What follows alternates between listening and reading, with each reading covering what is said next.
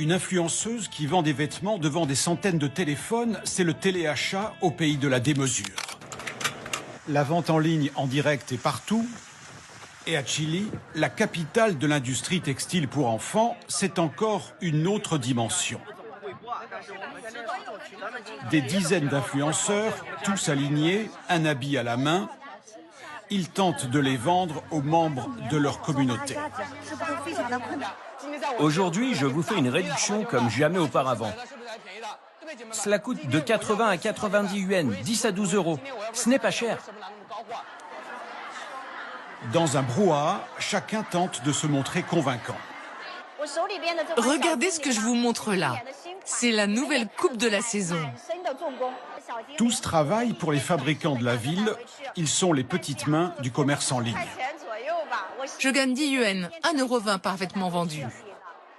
Ici, certains influenceurs louent des studios. Un décor, de l'éclairage, la présentation des vêtements pour enfants peut alors durer des heures avec questions-réponses en direct.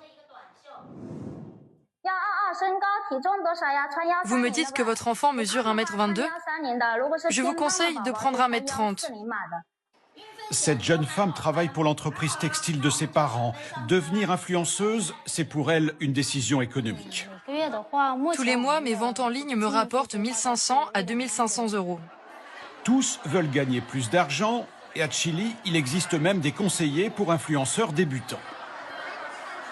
Tu dois changer de ton, être plus expressive. La ville compte plus de 10 000 entreprises dans le textile. 6 000 d'entre elles font appel à des influenceurs pour vendre leur production.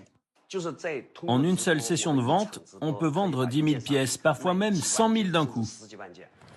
Exemple un peu plus loin, à Chili. Les rayonnages sont pleins. Cette entreprise vend 10 000 vêtements par jour. Et le patron sait précisément à quelle heure certaines clientes sont disponibles devant leur écran. Ça, c'est un vêtement pour bébé. On a constaté que les mamans achètent beaucoup plus ce genre de produit le matin. En fait, elles déposent leurs enfants à l'école et ensuite elles font du shopping. À l'arrière de l'entrepôt, plusieurs influenceurs, tous suivis en direct par des milliers de personnes, ils se relaient jour et nuit. Avant, sur les catalogues, il n'y avait que des photos et du texte. Maintenant, avec le live stream, on donne plus d'informations et le client est en confiance. Il est séduit. Le pouvoir encourage ces nouveaux influenceurs pour tenter de relancer la consommation intérieure alors que l'économie chinoise est toujours au ralenti.